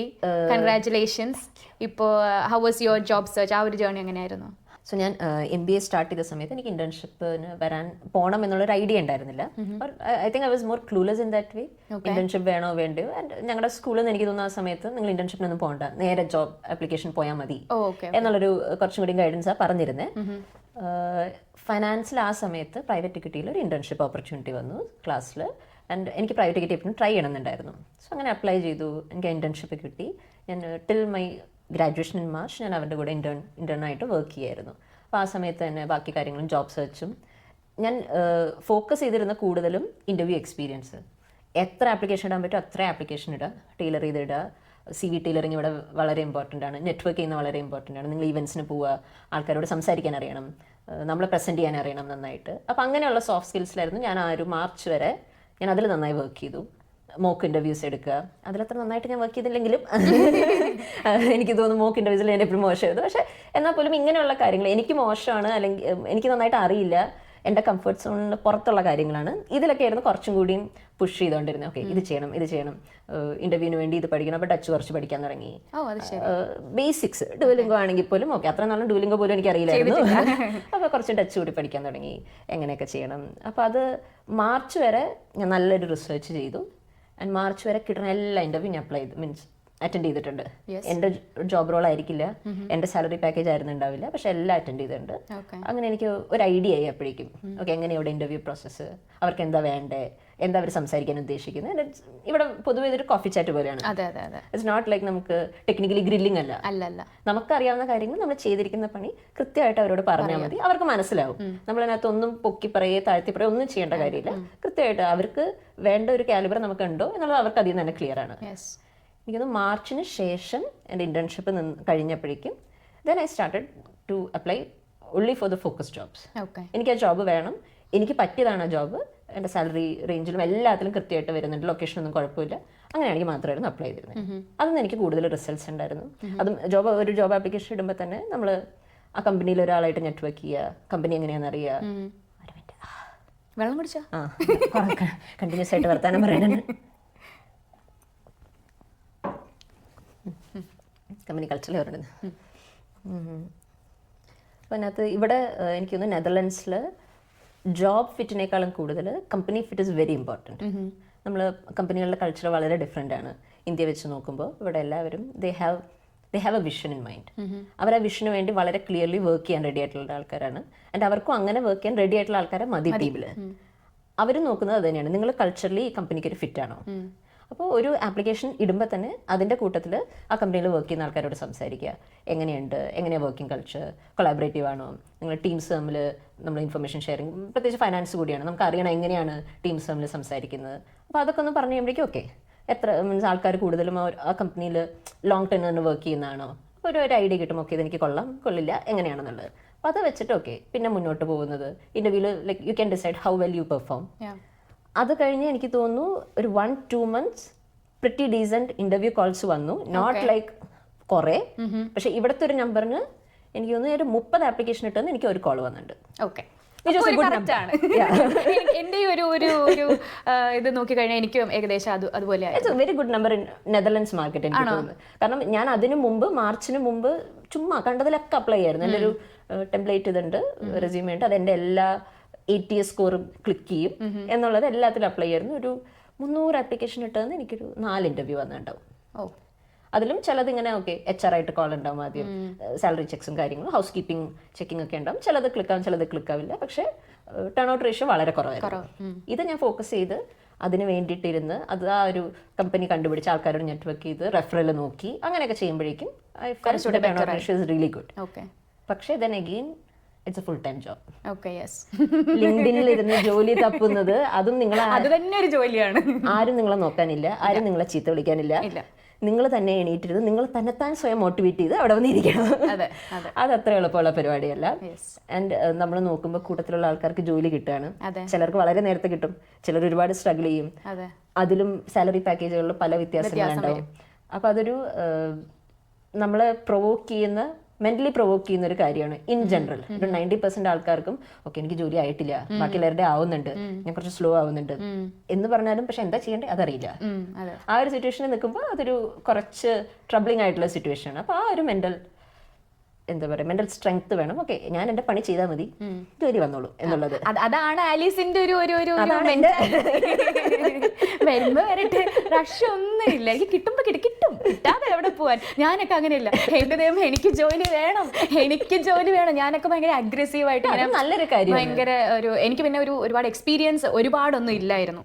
ആകെ ഉള്ള 2 വർഷത്തെ എക്സ്പീരിയൻസും കൊണ്ടാണ് ഞാൻ വന്നത്. അപ്പൊ എനിക്ക് എന്തിന്റെ ബേസിസിൽ അത് ജോലി കിട്ടുമോ ഒന്നും അറിയത്തില്ല. അപ്പൊ ഞാൻ ഭയങ്കര ടെൻസ്ഡ് ആയിട്ട്, പക്ഷെ എനിക്ക് ഗ്രാജുവേറ്റ് ചെയ്യുന്നതിന് മുന്നേ ജോലി കിട്ടി. പക്ഷെ എന്നാലും ഞാൻ നേരത്തെ ഒരു ഫ്രണ്ടിന്റെ കാര്യം പറഞ്ഞില്ലേ, ജീത്ത്, നമ്മൾ ഇന്റർവ്യൂവിന് മുന്നേ സംസാരിച്ചപ്പോൾ പുള്ളി ചെയ്ത പോലെ ഞാനും കുറേ മാസം മുന്നേ ഗ്രാജുവേറ്റ് ചെയ്യുന്നതിന് ഒരു 4-5 മാസം മുന്നേ ഒക്കെ ഞാൻ ഇങ്ങനെ അപ്ലൈ ചെയ്താണ് അവസാനം എനിക്ക് ജോലി കിട്ടിയത്. പക്ഷെ എനിക്ക് തോന്നുന്നു ആലിയസിനെ ഞാൻ ആദ്യം മീറ്റ് ചെയ്തപ്പോൾ യു ആർ റിയലി ലൈക്ക് എനിക്ക് ജോലി കിട്ടും. അതുകൊണ്ടായിരിക്കും ഞാൻ പറഞ്ഞ financial aspect is very important. കാരണം നമുക്ക് ഒരു ടൈം ലൈൻ സ്ട്രെച്ച് ചെയ്യാനായിട്ട് ഓക്കെ ഇതുവരെ പോകാനുള്ള പൈസ ഉണ്ട് കയ്യിൽ എന്ന് ആലോചിച്ച് കഴിഞ്ഞാൽ നമുക്ക് ആ ഒരു കാര്യത്തിനെ പറ്റി ബോധർ ചെയ്യേണ്ട ആവശ്യമില്ല. ഞാൻ ടച്ച് വുഡ് എൻ്റെ കേസിൽ വളരെ ഹെൽപ്ഫുൾ ആയിരുന്നു, ബിക്കോസ് ഇന്റേൺഷിപ്പ് ഉണ്ടായിരുന്നു ഒരു സമയത്ത്. സോ അതും കുറച്ച് ബ്രീതർ ആയിരുന്നു എനിക്ക്. അങ്ങനെ നോക്കുമ്പോൾ എല്ലാം things figured out on its way. ഞാൻ എപ്പോഴും അങ്ങനെ ആലോചിക്കുന്നതാണ്, അങ്ങനെ വിചാരിക്കുന്നു, അതുപോലെ വരാറുണ്ട്. ബാഡ് തിങ്സ് ഹാപ്പൻസ്, അത് ലൈഫ് വരും, ഇല്ലെന്നല്ല. ഇത് കഴിയുമ്പോൾ എന്തെങ്കിലുമൊക്കെ ശരിയായിക്കോളും, അതോടു. ആ ഒരു മോട്ടിൽ പോയി കഴിഞ്ഞാൽ വലിയ പ്രശ്നമില്ല, കുഴപ്പമില്ല. അപ്പൊ എന്തായാലും അപ്ലൈ ചെയ്തപ്പോൾ കുറച്ച് ഇന്റർവ്യൂസ് കിട്ടി, and then you got A job അല്ലേ? ഒരുപാട് സ്ട്രഗിൾ ചെയ്തില്ല? സ്ട്രഗിൾ ഉണ്ടായിരുന്നു, ഇല്ലെന്ന് ഞാൻ പറയില്ല. ഞാൻ മേ ബി ഞാനത് ലൈറ്റ് ആയിട്ട് എടുക്കുന്നതുകൊണ്ടായിരിക്കാം. ഞാൻ വരുന്ന എല്ലാ ആൾക്കാരോടും പറയാറുണ്ട് സ്ട്രഗിൾ ഉണ്ട്. നമ്മൾ ആ ഒരു മെന്റൽ ട്രോമയിൽ കൂടെ പോകുന്നത്, ഒരു ഇമോഷണൽ ട്രോമയിൽ കൂടെ പോകുന്നത്, അതൊരു സ്ട്രഗിൾ ആണ്. മേ ബി ബാക്കിയുള്ള ആൾക്കാരെ കാണുമ്പോൾ എനിക്കത് കുറച്ചുകൂടി റിയലൈസ് ആവുന്നുണ്ട്. ഓക്കെ ഞാൻ മൈൻഡ് ചെയ്യാത്തതാണ്, അതൊരു വലിയ സ്ട്രഗിൾ ആണ് എന്നുള്ളത്. ഓക്കെ, മേ ബി അപ്പം ഞാൻ വേറൊരാളോട് പറയുമ്പോൾ അതൊരു റോങ് അഡ്വൈസ് ആണ്, സ്ട്രഗിൾ ഇല്ല എന്ന് പറയുമ്പോൾ. സോ ഞാൻ എപ്പോഴും ആൾക്കാരോട് എൻ്റെ അടുത്ത് സംസാരിക്കുന്ന ആളുകളോട് ഞാൻ പറയാറുണ്ട്, നല്ല സ്ട്രഗിൾ ഉണ്ട്, നിങ്ങൾ ആ ഒരു രീതിയിൽ പ്രിപ്പയർഡ് ആയിട്ട് വന്നതിന് okay you might be in A better position. പക്ഷെ അപ്പോഴും സ്ട്രഗിൾ ഇല്ല എന്ന് പറയാൻ പറ്റില്ല. ഹ്യൂമൻ നേച്ചറാണ്, നമ്മൾ ഇരുന്ന് കമ്പയർ ചെയ്യും, ഓക്കെ നമ്മുടെ ആയിട്ടില്ല എന്നുള്ളത്. ആൾക്കാരുണ്ട് എൻ്റെ ക്ലാസ്സിൽ തന്നെ 1 കൊല്ലം കഴിഞ്ഞ് ജോലി കിട്ടിയ ആൾക്കാരുണ്ട്. അപ്പോഴത്തേക്കും വിസ എന്ത് ചെയ്തു? വിസ സെർച്ചർ ഓപ്ഷൻ ഉള്ളതുകൊണ്ട്. സോ അതാണ് വൺ മോർ തിങ്. RSMന്റെ ഒരു പ്ലസ് പോയിന്റ് എനിക്ക് പറയാനുള്ളത്, ജാനിലാണ് നിങ്ങളുടെ MBA സ്റ്റാർട്ട് ചെയ്യുന്നത്. ജാൻ കഴിഞ്ഞ് മാർച്ചിലാണ്, നെക്സ്റ്റ് ഇയർ മാർച്ചിലാണ് നിങ്ങൾ ഗ്രാജുവേറ്റ് ചെയ്യുന്നത്. 1 ഇയർ, എക്സാക്ട് 1 ഇയർ അല്ല, ഡിസംബറിൽ കോഴ്സ് കഴിയും, പക്ഷേ ഗ്രാജുവേഷൻ ഇൻ മാർച്ച്. മാർച്ച് കഴിഞ്ഞിട്ട് ജൂൺ വരെ നിങ്ങൾക്ക് സ്റ്റുഡന്റ് വിസ ഉണ്ട്. സോ ഒന്നര കൊല്ലം literally you have the student visa. അത് ഓഗസ്റ്റ് ഇൻടേക്കിന് വരുന്ന ആൾക്കാർക്ക് വരില്ല. അവർക്ക് മറ്റേ ഓഗസ്റ്റിൽ കോഴ്സ് എനിക്ക് തോന്നുന്നു, എന്റെ ഡെഡ്ലൈൻസ് എനിക്കറിയില്ല, പക്ഷേ 1.5 കൊല്ലം വരില്ല, എക്സാക്ട്ലി 1 ഇയർ വരില്ല, ബട്ട് 1 ഇയർ ആൻഡ് 2 months അടുത്ത് വരുന്നു. ഒക്ടോബർ ആവുമ്പോൾ എനിക്ക് തോന്നുന്നു സ്റ്റുഡന്റ് വിസ എക്സ്പയർ ആവണം. അപ്പൊ അതിലും MBA എന്ന് പറയുന്നത് ഇറ്റ്സ് മോർ അബൌട്ട് അക്കാഡമിക്സ് അല്ല, it's more about learning on the site. നമ്മൾ അവിടെ ക്ലാസ്സിൽ പോയി അറ്റൻഡൻസ് നിർബന്ധമാണ്, എല്ലാ ദിവസമായിട്ടും ക്ലാസ്സിൽ പോകണം. അതിൽ എനിക്ക് തോന്നുന്നു ഓഗസ്റ്റ് ഒക്കെ ആയപ്പോഴേക്കും എൻ്റെ 3 മൊഡ്യൂൾസ് കഴിഞ്ഞു. ഓഗസ്റ്റിൽ നമുക്ക് സമ്മർ ബ്രേക്ക് ആയിരുന്നു, സമ്മർ ബ്രേക്ക് ഒക്കെ കഴിഞ്ഞ് സ്റ്റഡി ട്രിപ്പ് കഴിഞ്ഞ് സെപ്റ്റംബർ ആയപ്പോഴേക്കും എലക്ടീവ്സ് സ്റ്റാർട്ട് ആയി. സോ എലക്ടീവ്സ് എന്ന് പറയുമ്പോൾ നമുക്ക് 4 എലക്ടീവ്സ്, അതും പിക്ക് ആൻഡ് ചൂസ് ചെയ്യാം സമയങ്ങൾ, നിങ്ങൾക്ക് ഏതാണ് വേണ്ടതെന്നുള്ള ഓപ്ഷൻ. സോ സെപ്റ്റംബർ കഴിഞ്ഞിട്ട് നിങ്ങൾക്ക് ഫുൾ ടൈം സ്റ്റഡീസ് ഇല്ല. സോ ടെക്നിക്കലി MBAക്ക് RSMൽ വന്നതിൻ്റെ എൻ്റെ ഒരു സ്ട്രെങ്ത് അതായിരുന്നു, സെപ്റ്റംബർ കഴിഞ്ഞിട്ട് എനിക്ക് ജോലി നോക്കി തുടങ്ങാം. അപ്പൊ പിന്നെ കുറച്ച് എത്ര മാസം ഉണ്ടായിരുന്നു? 9 months ഉണ്ടായിരുന്നു ആക്ച്വലി. സെപ്റ്റംബർ കഴിഞ്ഞ് ഗ്രാജുവേഷൻ വരെ ഇന്റേൺഷിപ്പ് ചെയ്യാൻ പറ്റും. ടിൽ ഡേറ്റ് ഓഫ് ഗ്രാജുവേഷൻ നമുക്ക് ഇന്റേൺഷിപ്പ് ചെയ്യാം. സോ ഞാൻ ഇന്റേൺഷിപ്പ് ചെയ്യുന്നതിന് ആ ഒരു സമയത്ത് ഞാൻ ജോലി നോക്കിയിട്ടില്ല. ആ സമയത്ത് ഞാൻ എൻ്റെ ബാക്കി പ്രിപ്പറേഷൻസ്, ജോബ് സെർച്ചിനുള്ള കാര്യങ്ങൾ, സ്കിൽ ഡെവലപ്മെന്റ്, ഞാൻ അതിലൊക്കെ ഫോക്കസ് ചെയ്ത് അങ്ങനെയുള്ള കാര്യങ്ങളാണ് ചെയ്തിരുന്നത്. ഞാൻ ഗ്രാജുവേഷൻ കഴിഞ്ഞിട്ട് ഞാൻ ജോബ് സെർച്ച് തുടങ്ങി. പക്ഷേ you have the liberty to start the job search much earlier. എൻ്റെ ക്ലാസ്സിൽ ആദ്യത്തെ ജോലി കിട്ടിയ ആള് ഓഗസ്റ്റിൽ സ്റ്റാർട്ട് ചെയ്തു. ആളിപ്പോ ഇവിടെ വീട് വാങ്ങിച്ചു, മീൻസ് ഓൾമോസ്റ്റ് 1 year ആയിട്ടുള്ളൂ ആളിവിടെ വീട് വാങ്ങിച്ചു. അപ്പൊ അത്രയും സ്മൂത്ത് ആയിട്ടും പോകുന്ന ആൾക്കാരുണ്ട്. Depends on where you want എന്നുള്ളത്. നിങ്ങൾക്ക് ഒരു ബ്രേക്ക് ആണ് ആവശ്യമുണ്ടെങ്കിൽ അതിനുള്ള സമയമുണ്ട്. നിങ്ങൾക്കൊന്ന് ഓക്കെ, ഒരുപാട് ആൾക്കാരുണ്ട് ഇവിടെ വന്നിട്ട് MBAക്ക് നമുക്ക് സമയമുള്ള കാരണം ട്രാവലിങ്ങിന് പോകുന്നവര് ഒത്തിരി പേരുണ്ട്. ഷെങ്കൻ വിസയാണ്, നിങ്ങൾക്ക് എവിടെ വേണേലും ട്രാവൽ ചെയ്യാം. അവർ ഓഗസ്റ്റിന് ശേഷം അവർ ഫുൾ ട്രാവലിംഗ് ആയിരുന്നു. അത് കഴിഞ്ഞിട്ട് മാർച്ച് കഴിഞ്ഞിട്ട് ഒരു ജോബ് സെർച്ച് തുടങ്ങിയിട്ടുണ്ട്. നമുക്ക് അങ്ങനെയുള്ള രീതിയിൽ പ്ലാൻ ചെയ്യാം. നിങ്ങൾ എന്താണ് ഉദ്ദേശിക്കുന്നത്, അതൊരു കരിയർ ബ്രേക്ക് ഇയർ ആണ്. Finding yourself, finding your new hobbies, എന്താ നിങ്ങൾക്ക് കുറച്ചും കൂടി പാഷനേറ്റ് ആയിട്ടുള്ള കാര്യങ്ങൾ, ഇതൊക്കെ കണ്ടുപിടിക്കാനായിട്ട് it's a good break. But ഏത് സമയത്ത് നിങ്ങൾക്ക് ലൈഫിൽ ബേക്ക് വേണമെന്നുള്ളത് നിങ്ങൾ ഡിസൈഡ് ചെയ്യാം. അപ്പോൾ ഈ പഠിച്ചു കഴിഞ്ഞ ആ ബാച്ചിൽ ഒരുവിധം എല്ലാവർക്കും ഇപ്പോൾ ജോലി ആയിട്ടുണ്ട്. ഇപ്പം ഗ്രാജുവേറ്റ് ചെയ്ത് കുറച്ച് ഫ്യൂ മന്ത്സ് ആയില്ലേ? 90% ആൾക്കാർക്ക് ജോലി കിട്ടി. ബാക്കിയുള്ളവർ കുറച്ച് പേരൊക്കെ ലേറ്റ് ആയിട്ട് തുടങ്ങിയവര്, അല്ലെങ്കിൽ അവർ കുറച്ചുകൂടി ബിസിനസ്, അവർ വളരെ ഫോക്കസ്ഡ് ആയിട്ടുള്ള റോൾസ് ആണ് നോക്കുന്നത്. അപ്പൊ അങ്ങനെയുള്ള കാര്യങ്ങളൊക്കെ നോക്കുന്നവർ കുറച്ച് പേർക്ക് കിട്ടാത്തൊക്കെ ഉണ്ട്. Depends on the industry also. MBAയുടെ നിങ്ങൾ വരുന്നത് പല ഇൻഡസ്ട്രിയിൽ നിന്നാണ്. അപ്പൊ നമുക്ക് കമ്പീറ്റ് ചെയ്യാൻ പറ്റില്ല. ഞാൻ ഫൈനാൻസിൽ നിന്നാന്ന് പറഞ്ഞാലും ഞാൻ ഫൈനാൻസിൽ റിസ്കിൽ വർക്ക് ചെയ്തിരിക്കുന്ന ഒരാൾ, അപ്പുറത്തെ ഒരാൾ ഫൈനാൻസിൽ പ്ലാനിങ്ങിൽ വർക്ക് ചെയ്തിരിക്കുന്ന ഒരാളായിരിക്കും. ഞങ്ങൾ രണ്ടൊരു ഇൻഡസ്ട്രി എൻ്റെ വ്യത്യാസമാണ്. നമുക്കത് കമ്പയർ ചെയ്യാനേ പറ്റില്ല. ബട്ട് ഓൾമോസ്റ്റ് 90% ഇപ്പോൾ പ്ലേസ്ഡ് ആണ്. And when you got the job, അത് ഈ MBA കാരണമാണോ അതോ ഇപ്പോൾ ഒരു 10 years ഓൾമോസ്റ്റ് വർക്ക് എക്സ്പീരിയൻസ് നാട്ടിലെ അതുകൊണ്ടാണോ? What do you think, how you landed the job? I think MBA ഇവിടെ ഞാൻ യൂറോപ്പിലോട്ട് വരുന്നത് ജസ്റ്റ് എൻ എൻട്രി ടിക്കറ്റ്. എത്രയൊക്കെ പറഞ്ഞാലും ഇതൊരു എൻട്രി ടിക്കറ്റ് ആണ് നമുക്ക് യൂറോപ്പിൽ ജോബ് നോക്കാനായിട്ട്. അതിനകത്ത് അപ്പോൾ it again brings you to the primary question, നിങ്ങൾക്കൊരു മാസ്റ്റേഴ്സ് ചെയ്യണോ, നിങ്ങൾക്കൊരു MBA ചെയ്യണോ? അതിലും ഒരുപാട് പ്രോസ് ആൻഡ് കോൺസ് ഉണ്ട്. Masters much cheaper, MBA more expensive, 3 times 4 times expensive. നിങ്ങൾ ലൈഫിൽ ഏത് സ്റ്റേജിലാണ് നിങ്ങളത് ചെയ്യാൻ ഉദ്ദേശിക്കുന്നത്, നിങ്ങൾ അക്കാഡമിക്കലി പ്രോഗ്രസ് ചെയ്യാനാണോ ഉദ്ദേശിക്കുന്നത്, അങ്ങനെയാണെങ്കിൽ അതൊരു മാസ്റ്റേഴ്സിനാണ് പോകേണ്ടത്. നിങ്ങൾക്ക് ഫിൻടെക്കിനെ പറ്റി പഠിക്കണം, നിങ്ങൾക്ക് എക്കണോമിക്സിനെ പറ്റി പഠിക്കണം, അങ്ങനെ ഒരു പെർട്ടിക്കുലർ സബ്ജക്റ്റ് നിങ്ങൾ നോളജ് ഇൻക്രീസ് ചെയ്യാനാണ് നോക്കുന്നതെങ്കിൽ മാസ്റ്റേഴ്സാണ് എപ്പോഴും ഐഡിയൽ ആയിട്ടുള്ളൊരു സൊല്യൂഷൻ. പക്ഷെ അപ്പോൾ ഫീസ് വളരെ കുറവാണ്, നമ്മൾ കുറച്ചുകൂടി കംഫർട്ടബിൾ ആണ്. It's around 18K to 20K, ഞാൻ റേഞ്ചാണ് പറയുന്നത്, ആ ഒരു റേഞ്ചിലാണ്. യൂറോസ്. ഞാനിപ്പോൾ INR ആ ഒരു റേഞ്ചിലാണ് പൊതുവെ ഫീസ് വരുന്നത്. പക്ഷെ അതേസമയം MBA എന്ന് പറയുമ്പം സ്കിൽ സെറ്റ്സ് ഡിഫറെൻ്റ് ആണ്. നിങ്ങൾ അക്കാഡമിക്കലി അല്ല പഠിക്കാൻ പോകുന്നത്, നിങ്ങൾ കുറച്ചും കൂടിയും how to be a leader. നിങ്ങൾക്ക് അറിയാം, നിങ്ങൾ നാളെ ഒരു കമ്പനി ലീഡ് ചെയ്യാനുള്ള ഒരു കേപ്പബിലിറ്റി നിങ്ങൾക്ക് ഉണ്ട്, ഒരു ടീം ലീഡ് ചെയ്യാനുള്ള ഒരു കേപ്പബിലിറ്റി ഉണ്ട്. അപ്പോൾ അതിലാണ് നിങ്ങൾ വർക്ക് ചെയ്യുന്നത്. So that means it's more expensive. Almost 4 times of the fees ആണ്. Depends on the college. റാങ്കിങ്ങിൽ എത്ര മോളി വരുന്നു അതനുസരിച്ച് ഫീസ് കയറിപ്പോയിക്കൊണ്ടിരിക്കും. സോ അതൊരു ഫസ്റ്റ് ഡിസിഷൻ ആണ്, which one do you choose എന്നുള്ളത്. നെതർലൻഡ്സിൽ in particular I think MBA makes a difference, but very few people know about it.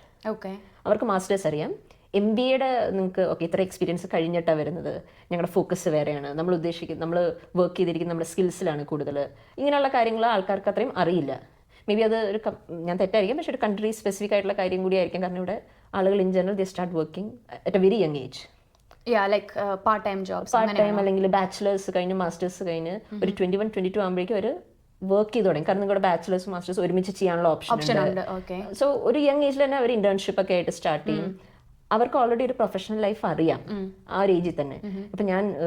ഇപ്പം ഞാൻ വർക്ക് ചെയ്യുന്ന കമ്പനി ബങ്ക് എന്നുള്ള കമ്പനിയിലാണ് വർക്ക് ചെയ്യുന്നത്. ഒരു നിയോ ബാങ്കാണ്. ഈ കമ്പനിയുടെ CSO എൻ്റെ സെയിം ഏജ് ആണ്.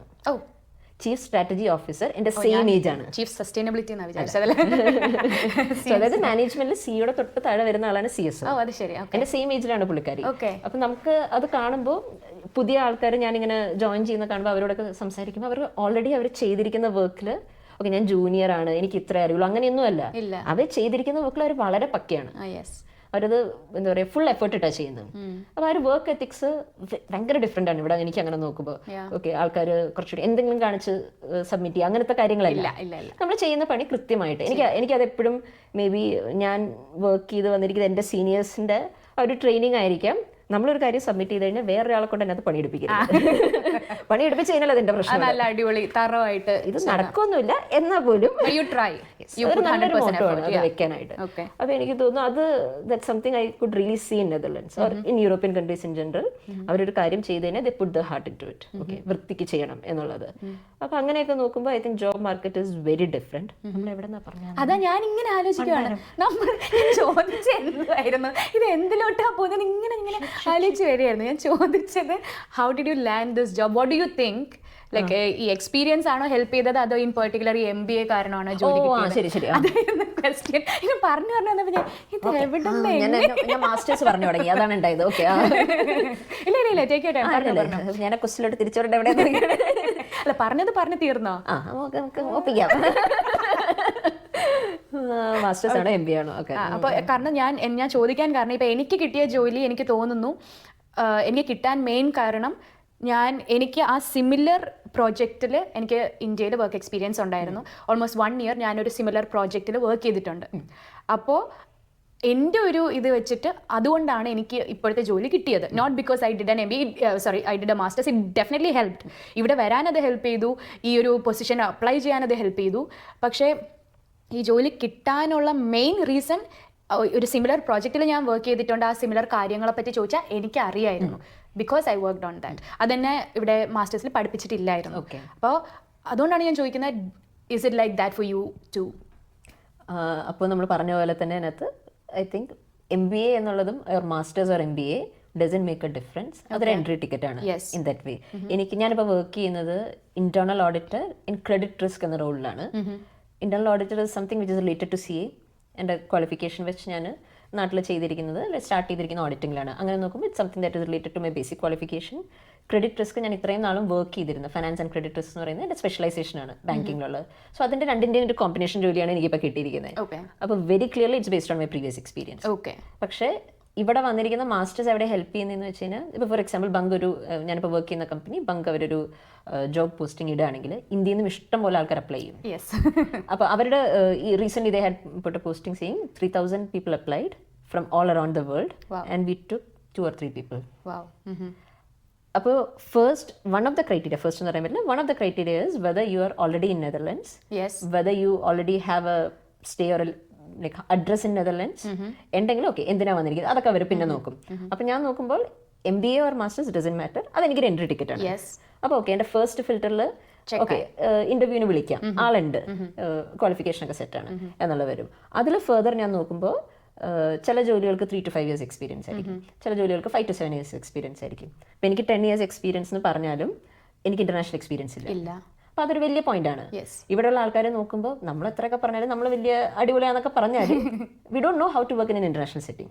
അത് വളരെ ട്രൂ ആണ്. നമ്മളത് ഒരു വർക്ക് എക്സ്പീരിയൻസിലാണ് മനസ്സിലാവും നമുക്ക് ഇനി ഒരുപാട് പഠിക്കാനുണ്ട് എന്നുള്ളത്. അപ്പോൾ അങ്ങനെ നോക്കുമ്പോൾ എൻ്റെ 10 years എക്സ്പീരിയൻസ് അവിടെ തന്നെ ഡിസ്കൗണ്ട് ആയി ഒരു 7 years അല്ലെങ്കിൽ ഒരു 5 to 7 എത്തും. അപ്പോൾ ഓക്കെ നെക്സ്റ്റ് ഫിൽറ്റർ എന്നുള്ളത്. അപ്പോൾ അതിനകത്ത് മാസ്റ്റേഴ്സ് ഓർ MBA എന്നുള്ള ഹെൽപ്പ് നിങ്ങളുടെ എക്സ്പീരിയൻസ് ലെവലിന് നോക്കും. ഇപ്പോൾ ഒരു P5 P3 ഏത് ലെവലിലാണ് നിങ്ങൾ ജോലി ചെയ്യുന്നത് അല്ലെങ്കിൽ ജോയിൻ ചെയ്യുന്നത് എന്നുള്ളത് നോക്കാനായിട്ട് ഓക്കെ ഇത്രയും നാളത്തെ എക്സ്പീരിയൻസ് ഉണ്ട്, ഇവിടെ വന്നിട്ട് MBA ചെയ്തിട്ടുണ്ട്. അപ്പോൾ എൻ്റെ ഇപ്പോൾ അവരൊരു ബയോ എഴുതുമ്പോഴും അവർ പറയാം അങ്ങനെയാണ്, ഇത്രയും കൊല്ലമായിട്ട് വർക്ക് ചെയ്തിട്ടുണ്ട്, MBA graduate from Netherlands. There it makes a difference. പക്ഷേ for the first filtering and things I think it's a same. Okay, all right. ഇനി എന്താ ക്വസ്റ്റ്യൻ ചോദിക്കേണ്ടത്? Let me think. അപ്പോൾ ഇൻ്റർവ്യൂ എക്സ്പീരിയൻസ് എങ്ങനെ ഉണ്ടായിരുന്നു? How many interviews did you do?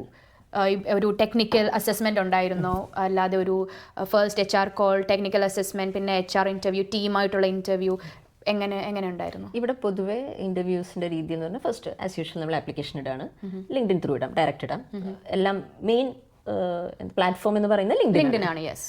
അതിലും നമുക്ക് referral through ഇടാം, കമ്പനി പോളിസി അനുസരിച്ച്.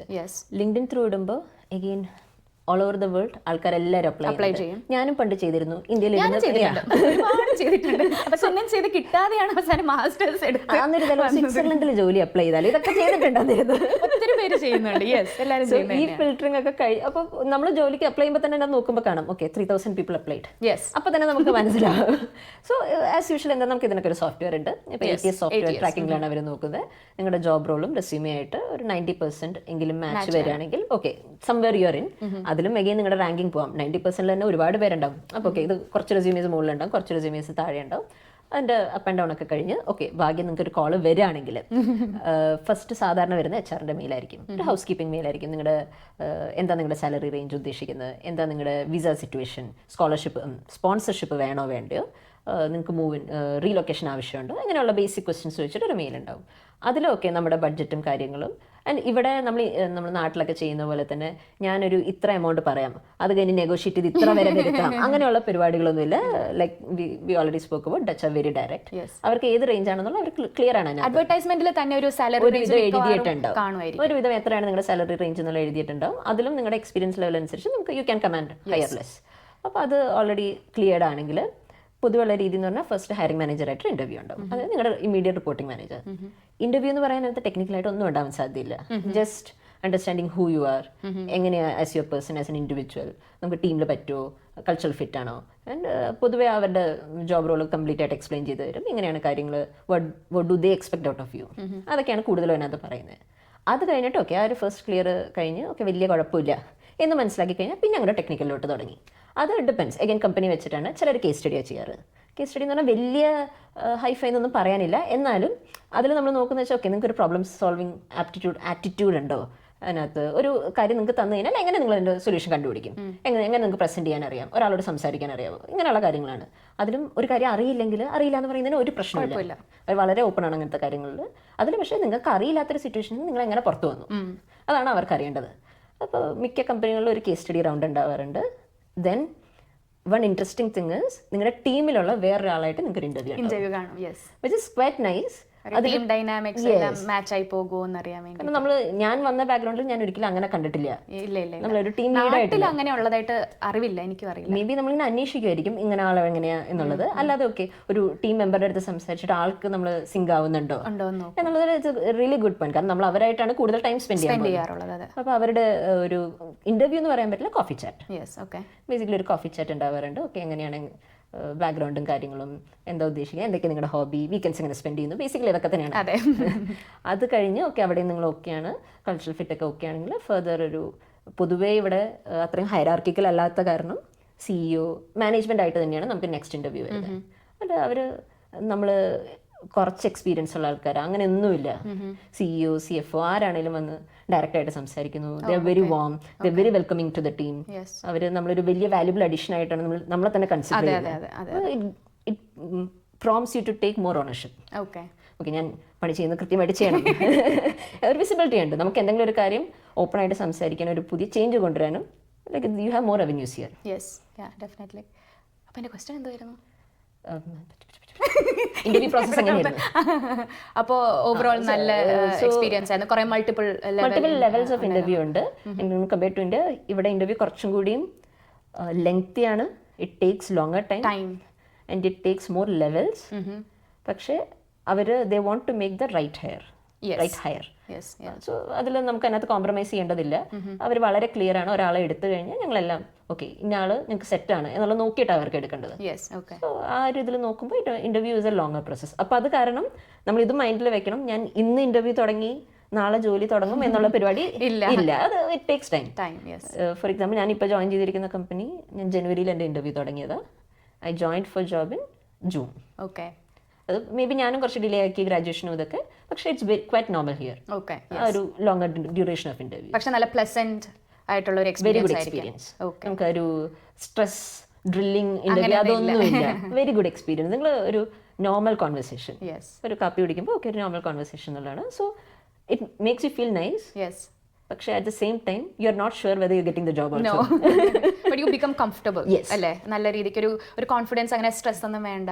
നല്ല രീതിക്ക് it can go either way. എന്താ പ്രശ്നം വെച്ചാൽ ഇന്റർവ്യൂ കഴിഞ്ഞിട്ട് ജോലി കിട്ടാതിരിക്കുമ്പോൾ ഞാൻ എന്താ കൊളമാക്കേ, എന്താ ഞാൻ അടുത്ത ഇന്റർവ്യൂവിന് ശരിയാക്കണ്ടേ എന്നുള്ളത് നമുക്ക് മനസ്സിലാവില്ല. But it's always not about you. അതിൽ ഓക്കെ അവർക്ക് കുറച്ചും കൂടി ചീപ്പായിട്ട് ഹയർ ചെയ്യാൻ പറ്റിയ വേറെ ഒരാളുണ്ട്. The market is quite competitive. നമ്മളത് എപ്പോഴും നമ്മൾ അവെയർ ആയിരിക്കണം. ഓക്കെ എത്ര നന്നായി സംസാരിക്കുന്നു പറഞ്ഞാൽ ഈ ജോലി എനിക്ക് പേപ്പറിൽ വരുന്നവരെ നമുക്ക് കിട്ടിയെന്നുള്ള ഉറപ്പാവില്ല. നമ്മൾ അതനുസരിച്ചിട്ട് ഓക്കെ ഇത് കിട്ടി ഏകദേശം ഓക്കെ ആയി അങ്ങനെ ഒട്ടും ഇവിടെ എക്സ്പെക്ട് ചെയ്യാൻ പറ്റില്ല. ഞാൻ അങ്ങനെ സിറ്റുവേഷൻസിൽ കൂടെ പോകുന്ന ആൾക്കാരെയും കാണുന്നുണ്ട്. ഓക്കെ ഇന്റർവ്യൂ എല്ലാം നല്ലതായിരുന്നു. കാരണം പൊതുവെ ആൾക്കാരെല്ലാവരും നല്ല വാം ആൾക്കാരാണ്. നമുക്ക് തോന്നുന്ന ഒരു പോസിറ്റീവ് നമ്മൾ ഇറങ്ങിയൊരു ഇത് എനിക്ക് തന്നെ എന്നുള്ള രീതിയിൽ വന്നു കഴിഞ്ഞാൽ it's never going to happen. ആ ഒരു പ്ലസ് ആൻഡ് മൈനസ് എപ്പോഴും ഉണ്ടാവും. പക്ഷേ I think the interview process entirety is very nice. Okay that's good. അപ്പോൾ എനിക്ക് തോന്നുന്നു നമ്മൾ വീഡിയോ ഇപ്പോൾ ഇവിടെ വെച്ച് നിർത്തണം. Because this will be part 1. ഇപ്പം തന്നെ എനിക്ക് തോന്നുന്നു നമുക്ക് കുറേ സമയം നമ്മൾ സംസാരിച്ചു. സോ ഇനി നമ്മൾ ചെറിയൊരു ബ്രേക്ക് എടുത്തിട്ട് we will do a part 2. Okay അപ്പോൾ thanks for watching guys. And then നമ്മൾ എന്തുവാണ് പറഞ്ഞ പോലെ ബ്രേക്ക് എടുത്തിട്ട് വീണ്ടും റെക്കോർഡ് ചെയ്യും. ഓക്കെ അപ്പോൾ ഇനി അടുത്ത വീഡിയോയിൽ പാർട്ട് 2 കാണാം. ബൈ.